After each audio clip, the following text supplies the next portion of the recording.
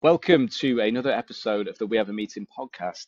Today, we've got an extraordinary guest, a woman with a crystal clear mission to accelerate C-level executive success through collaboration and integrity.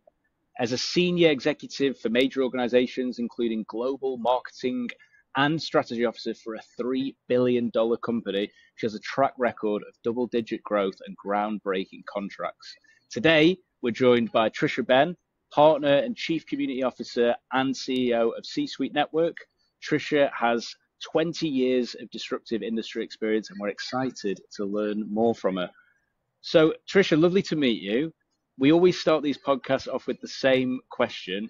Who are you and what problem do you solve? It is, first of all, wonderful to be here with you, Zach and Jack. I am so thrilled to be here with everybody. I'm Tricia Ben.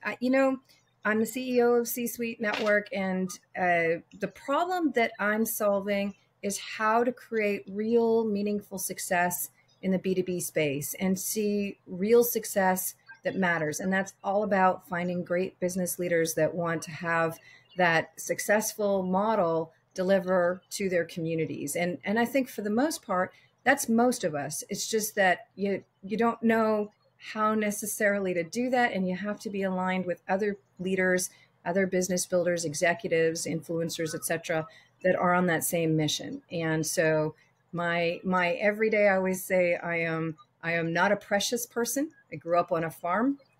There are only 3 states of being on a farm. Useful is the highest level because the other 2 are dead and useful dead. So I am very matter of fact, very transparent, and I do have a mission, Zach, and I want to see great leaders succeed and have that meaningful impact in their communities.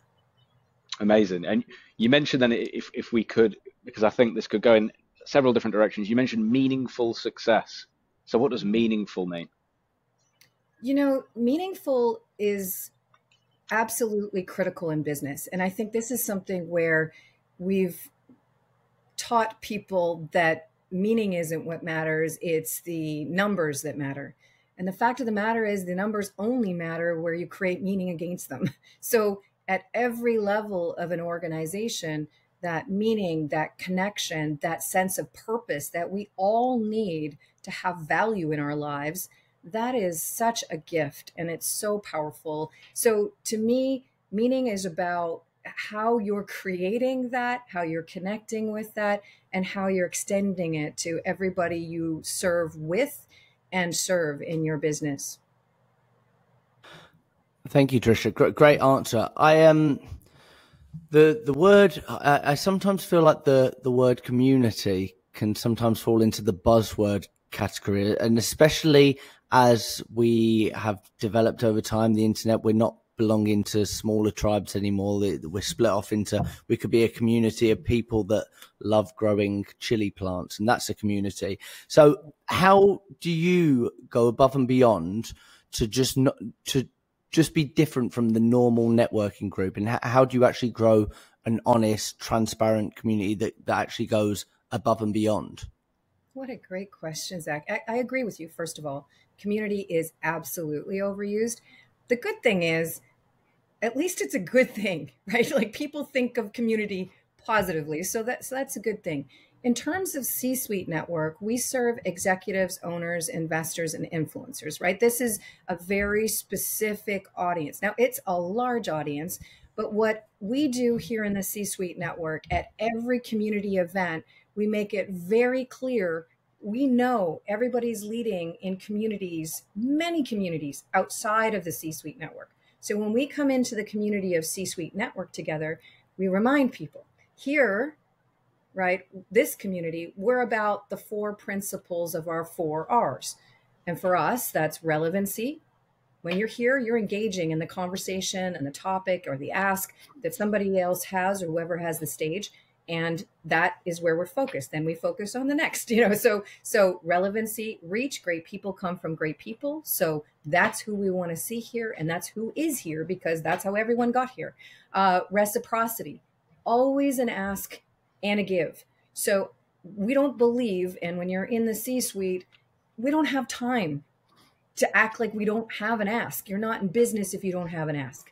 So for goodness sake, ask, but also be at the ready with your give. So when we introduce somebody into the community, for example, they're always asked to share who they are, what they're passionate about, what their ask is, and what their give is, right? So we want to set them up for that kind of success right off the bat. And then the fourth R, which I added back in 2020, we'd had the election cycle here in the United States. We'd had COVID, and we had George Floyd's murder. And I realized our community wasn't just about relevancy, reach, and reciprocity. It was about respect. And so the fourth R in our community is respect. And that respect says that we will seek to understand with each other. And so the diversity of our membership, of our community, is extensive because the respect is what we give to others. So respect I can give because of the quality of person I am. And that's what our community does. We give that because of the quality of people we are. Trust is earned by another person. And that I can't promise, right? But I can promise respect. And so that means that in the C-suite network, we can have very transparent conversations. We can completely disagree with each other in every possible way and with every fiber of our being.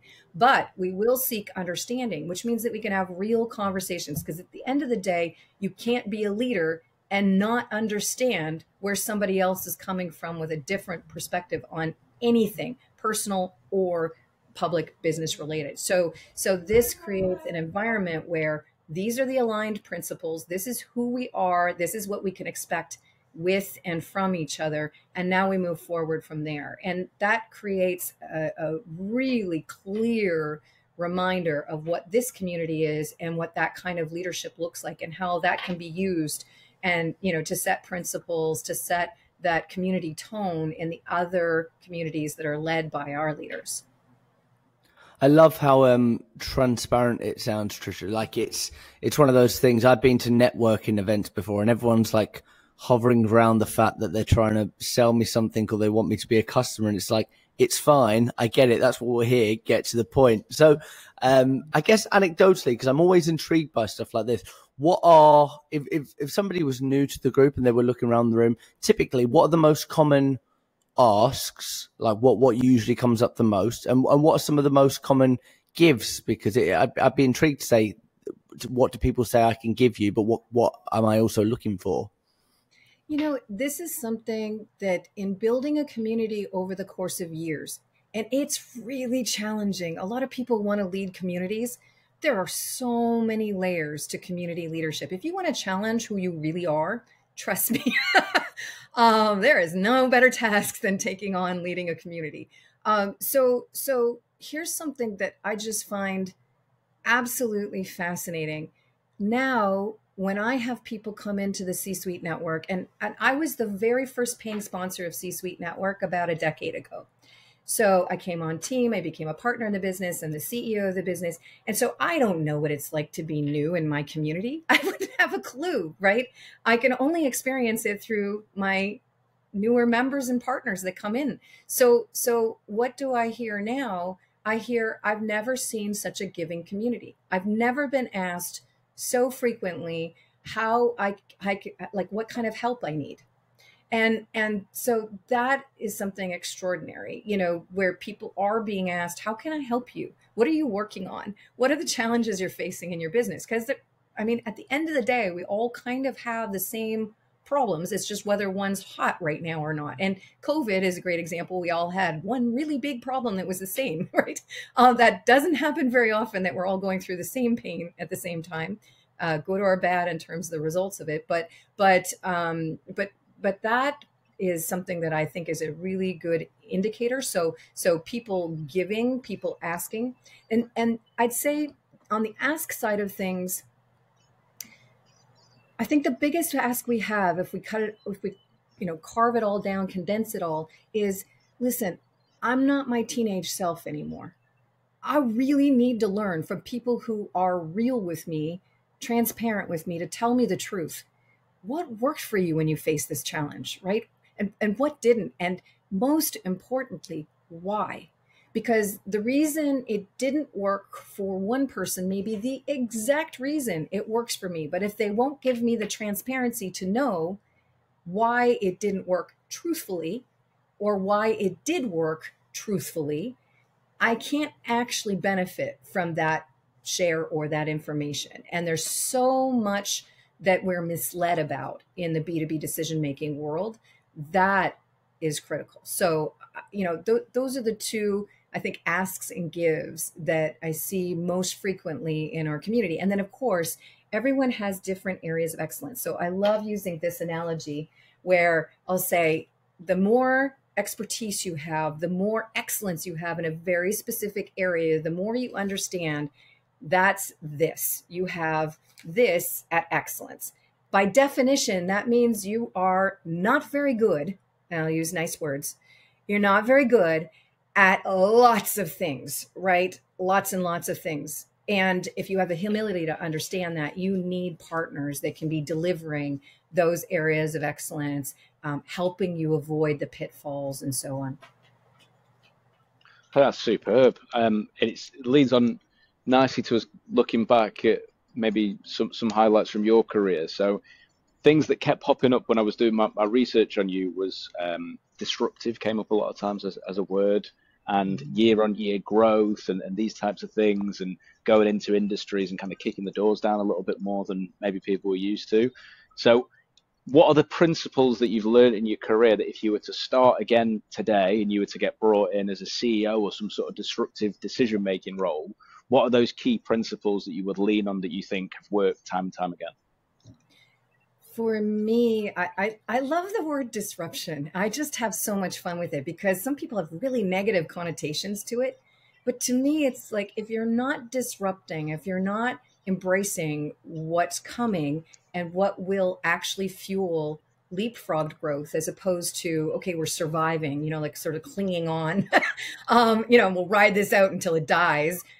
Otherwise, you have to be disrupting, and you have to be looking for disruptive tools and opportunities and thinking and so on. So first of all, I love the mindset of disruption with purpose, not disruption for the heck of it. That to me is absolutely ludicrous. But disruption from the perspective of how do we leapfrog opportunity? Absolutely. And then the basic theme throughout my entire career of building in the impossible or scaling through, recessions and completely rebuilding in COVID. There's so many times in my career where the real theme is, how do you align your team on your mission?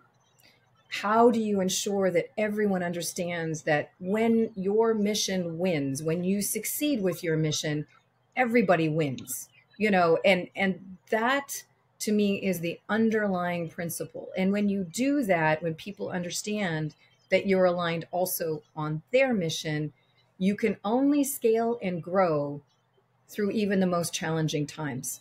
So when I built a $20 million business, on insights and strategic partnerships, communications, and so on, when we had the recession hit, there were a few clients that really struggled and had to pull back budget. All of the rest of my all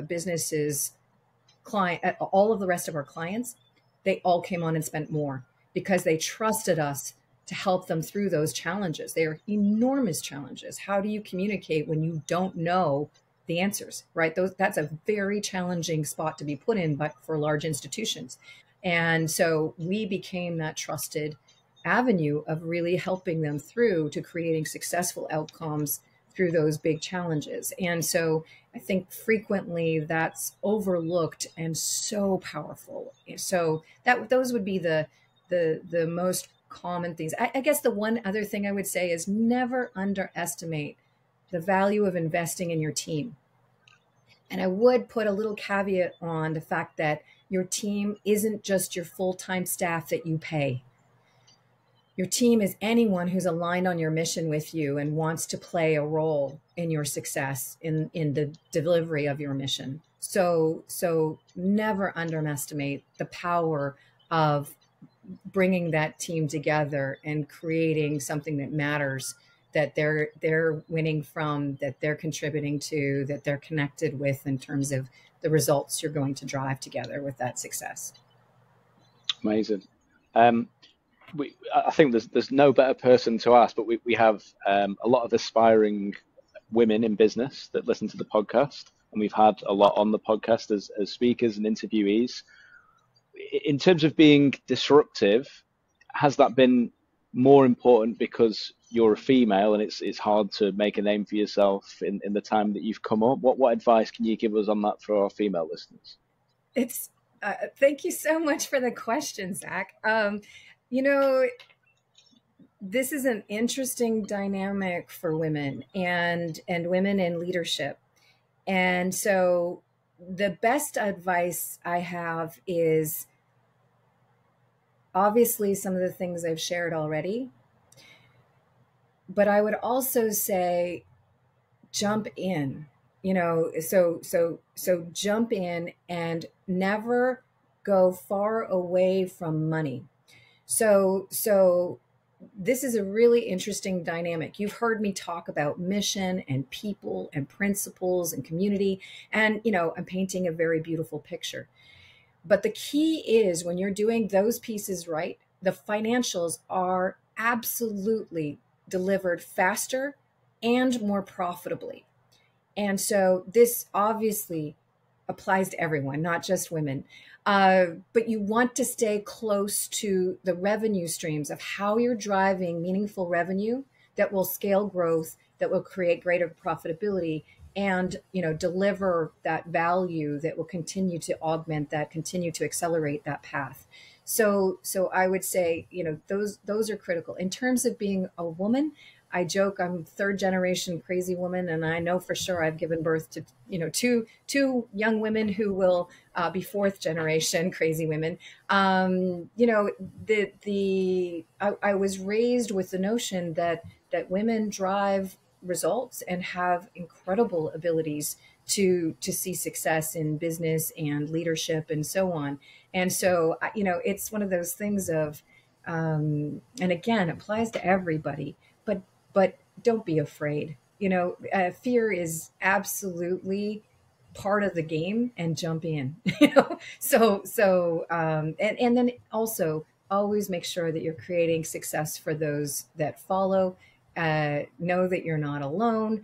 It's everything that we should all be doing and supporting. Good. Very, very strong answer. I like that. Let's stick on the topic of leadership. I guess, how does your leadership approach, how has that contributed to the company's double-digit growth and securing contracts with major players worldwide? Like, what are some of the key things that you would say are part of your leadership approach and driving a team and motivating and inspiring people? So I've shared with you the mission alignment, the principles, the success for everyone who's serving against that mission. That's critical. But the way that it plays out, those are kind of, some of the really key things that I think make the difference. So for example, when I'm hiring somebody on team, I will share with them, but first I listen. Who they are, what their interests are, what their passions are, where they want to go, what they've loved, what they haven't. I leave it very open-ended so I can understand who they are. I then set up another interview. I'm a big believer in spending lots of time. My second one, I'll ask very specific questions. I have questions I've asked for decades, and I know from a normative perspective how others have answered those questions. And again, it allows me to discover who they are relative to those questions that I would typically ask.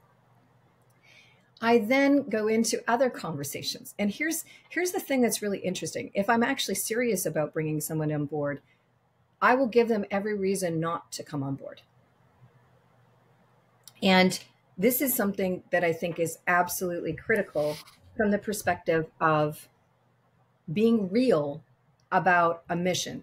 If I sell you on everything being sunshine and roses, what do you do when it's not? Mm. And I don't know what that looks like. And I'm not looking for someone to fill a spot. I will not hire for months, years if I have to. I will not go out into new business territories. I will not open new areas of our platform without the right person in that place. So I will give every reason for you not to want to work with me. I will tell you transparently, these are the problems. These are the challenges. This is what it's like to work with me or the team or, whatever it is, or our partners, whatever it is, because I want to know what that looks like. And I do not want you blindsided on my team. I need to know I'll have your back. I need you to have mine, and everybody else on this mission, you need to have their back. And what does that look like? So I think there are really practical pieces like that are so important in terms of how you set people up for success. That overall mission, the principles you operate within, how you will support them in their success. The other thing is how they leave you. So this is another aspect. When I'm invested in somebody, I'm invested in their success. And the challenge I give to myself is how quickly can I scale the business that I can provide that next opportunity that they're ready for? And that's a fun challenge. Now, if something comes up where it's a great opportunity somewhere else, then I'm going to be the biggest advocate if they've invested with me. And it ups the ante so much in terms of what your team is delivering, what you're delivering. I've got a lot of responsibility, and I'm excited and passionate about what that means. And so that transparency and the vulnerability, right? There are a lot of leaders who are not comfortable with suggesting they have any vulnerability if someone left them, right? I'm quite the opposite. Look, I'm excited and invested in your success. My goal is to scale fast enough that I have that next opportunity for you, but I'm going to be invested fully in you getting to that next level. I just got to be able to scale fast enough to get there too. And they obviously have a major part to play in that and want that investment as well. So it's and if they don't, they're probably not the right fit for me and the mission that I'm delivering on, right? So it helps with that as well, clarity of is this the right team and the right fit for them, not just for me or for the company. You reminded me of when Zach set up the business a couple of years ago, and we was talking about me maybe joining. We've been friends for 15 years, and rather than tell me all the reasons why I should join, he gave me a list of reasons why it could go horribly wrong. So we're definitely aligned on that, Tricia. I guess from your standpoint, it was interesting there. It sounds like the interview process is quite deep in you're kind of, you really have to get to know somebody. What are some of the questions that you might ask somebody during those early stages to really get to know them, but also to challenge them, and maybe something anecdotal that might have come up along the journey? There are kind of the questions that you would anticipate that I would ask, right? The sort of standard questions. But some things that might be a little more unusual are I'll ask questions about when things went wrong, how they communicated that news. And it's amazing what people will tell you, right? They'll tell you whether they're the one that's always right. They'll tell you whether they had any sympathy or empathy in terms of what they were communicating or who they were communicating that to. They'll tell you whether they expect to have successful outcomes in their communications. That question is a very, very powerful one. Another one that's really important to me, because I've always built incredibly diverse teams, and I mean all forms of diversity. And that's something that I really value. I want to be able to anticipate the pitfalls of things, and I want to run fast. And if you have a diverse team, there's the anticipation of what could go wrong, because your naysayers, not necessarily naysayers, but the ones who are really anxious about throwing the baby out with the bathwater, become your warning signals, right? And what you're prepping against that could go wrong with those of us that are running like everything will be wonderful. And so I'm very mindful to the proportions within the team. So for me, I want a very diverse team with that is more on the side of, weighted more towards the side of innovation, disruption, and moving quickly, lots of momentum and so on. But I need a portion that is very strong and understands the value of what they bring to the table, that will be that, wait a second, this is not going to work because of ABC, so that if they're strong and understanding the value they bring to the table in sharing that, and the people on this side proportionately are able to appreciate the fact that that helps them not fail, then you have incredible power. So the question I ask around that is always, what do you do to support the diverse perspectives within a team, or diversity within your team, or, and the wording you can adjust slightly depending on, what you really want to be able to drive with them and what their own demographic background is, because they may think that when you say diverse, you just mean color, or religion, or, something like that. And so, how people think, the communities they come from, there's just so much that contributes to how they buy. I mean, just everything. So how they think about that, how they respond to that is really important, because for me, I cannot have a team that doesn't appreciate the diversity of what people bring to the team and run as fast as I want to run, and create that disruption that captures the trends and needs of the people we serve. So those are questions that I think are maybe a little bit different. And as I said, I've been asking those for at least 25 years. And so this is not like a new thing for me. This is something that I have felt was critical to my team building and success in our missions over the years. I think we're going to steal some of those for our own interview process. I really like the tell me about when something went wrong and how you communicated it. Because how readily available is that going to be for some people? They won't be willing to admit anything's ever been wrong that was their fault, right? Right. And I mean, that tells you everything, doesn't it? If somebody is more wrapped around their ego of always being right, to me, that's not a teammate that I can create real value around. I need somebody who's going to come to the table and say, oh, that sucked, Yeah. And, that sucked, but I've got some ideas, and one of our most successful events in C-Suite Network has been going on now for well over 170 Fridays. So we're probably getting pretty close to 200. Now, we don't host them on holidays. So, it's the better part of almost 4 years now, launched right after COVID started. And our business was catastrophically affected by COVID. We had over 120 in-person events a year. We went from that on March 13th, 2020 to none on March 16th, 2020.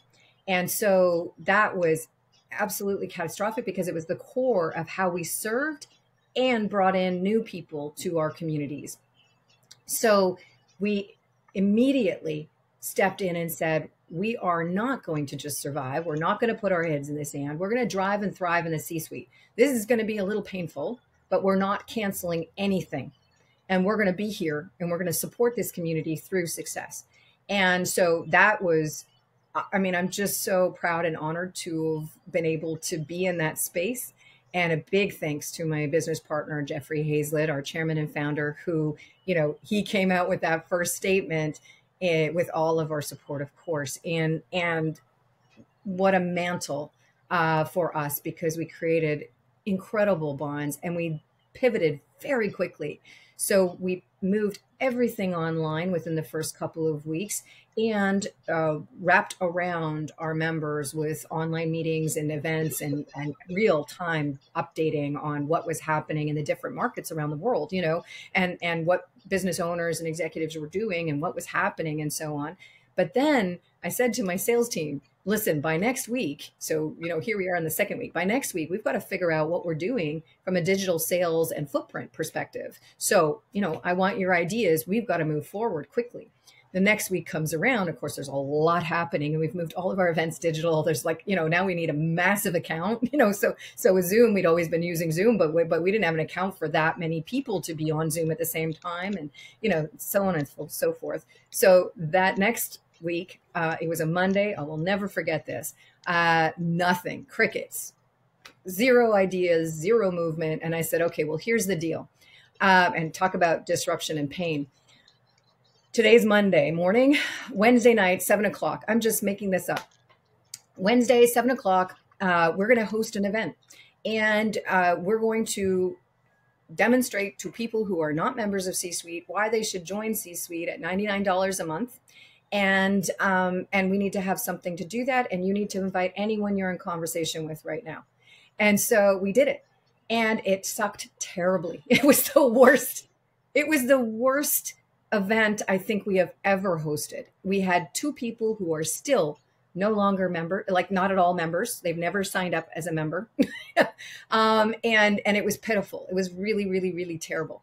And what we did is immediately, as soon as the call was over, I called everybody up on the sales team and I said, okay, guys, what did we learn? And what do we want to do now? And so we came up with Celebrates, and Celebrates Friday afternoon, 5:00 Eastern.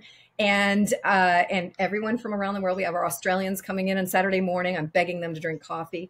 And I guess I love coffee. But anyway, Friday night, 5:00, we came up with the tagline, permission to push pause. Don't we all want to push pause? And at that time in COVID, certainly we all wanted to push pause.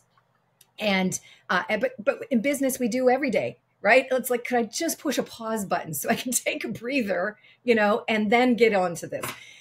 So we did that. We set up what the logistics of the event would be.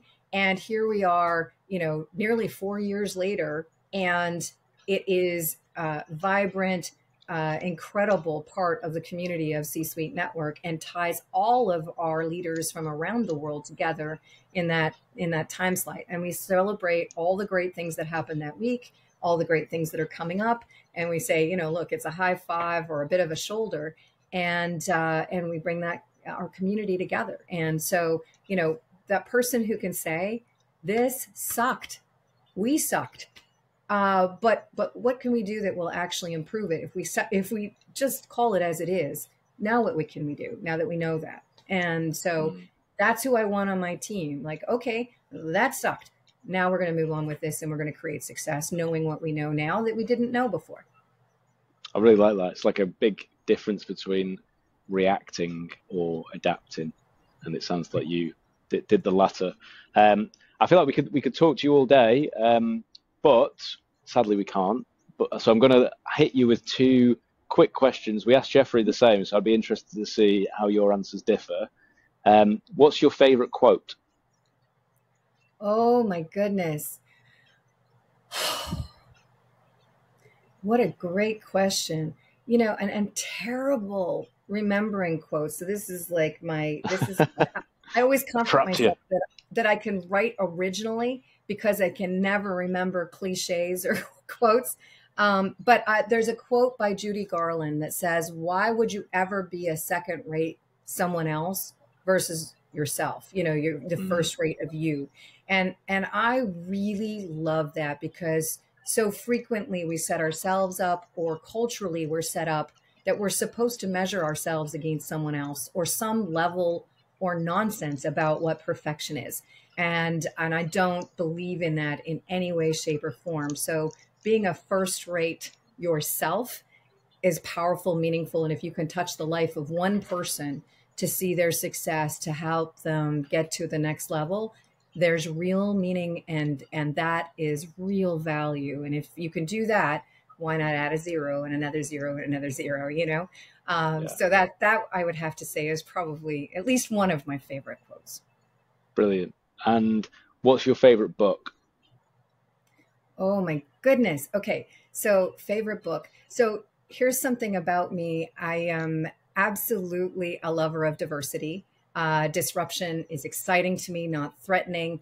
So you might imagine that I love all different types of books, ideas, thoughts, and I'm constantly reading different pieces of things. So and different books. I'm trying to think what I would say is my favorite book. To me, there are lots of different things I could say, and lots of different books that have created real meaning and value in my life. But I would say, rather than, name drop one book, You know, I represent thousands of authors, right? Yeah, putting you in a tough spot. Yeah. Rather than name drop one book, what I would say is the thing about books that is so powerful is if there's one thing that creates meaning or value for you, something that you can take forward to create success or help people see things differently. I'll give you a practical example. There's a book by Keith Ferrazzi, and it's called Leading Without Authority. This is one that I use quite frequently with my team and also to keep myself honest. And this is something that as leaders, you know, we have no measure of perfection on anything, right? We get put in this position of like, what you say actually matters. And in many ways it does. But there's no claim on anything other than you happen to be the leader in that circumstance. And leading without authority, there's a chapter, I believe it's chapter 2, gives you all the excuses you use not to deliver. And if we're being honest with ourselves, if we're being honest with our teams, we all fall into the category of using excuses. Well, it would have been this if only it wasn't for that person, or if only COVID hadn't happened, or if only, whatever. There are a million excuses we use for ourselves and for others not to deliver. And when it comes to authority, we think, well, if we're the boss, we get to say, you do that or else. I don't believe in that premise at all. And I think anyone who does is absolutely fooling themselves. You have no authority over anyone today to say you do this or else. Okay, so what are you going to do? You fire them? Okay, that's going to happen anyway. So like the practicalities of it are, you are going to be fired. I don't care if it's your own business. You're going to be fired one way or another by your client, by an investor, a board. I mean, there are a million things that can happen at that level. At the enterprise size level, if you're not walked out of the door, that's a shocker, right? You probably haven't been doing anything of value. So the whole idea of how we lead without authority, or this pretend notion of authority, is so powerful, and not giving our excuses, or giving ourselves excuses not to achieve the things we want to achieve, and the power of how our interrelationships throughout any organization, or the tentacles, to the clients and partners that we work with and so on. If we don't give that real value and support and intention inside of our organizations, we're missing that scalable growth that you talked about in terms of my career. That's where you start getting into really, really big differences. Amazing. Such a good episode. I've really, really enjoyed speaking to you. If anyone wants to look at the C-Suite network or find out a bit more about you, where should they start? Where's the best place? Oh, so please come to c-suitenetwork.com. And don't hesitate to reach out. I'm on every social platform there is, I'm pretty sure. And would love to have you, Zach, and certainly Jack, and anyone that you would want in your community to come and visit. Celebrates is a late Friday night activity, but we have no judgment. Whatever people are drinking at 10 o'clock overseas, you're more than welcome to join. And we'd love to see you at Celebrates, and you can go into the website and come and join. I'd love to host you. Wonderful. Thank you so much. Thank you so much, Tricia. Thank you.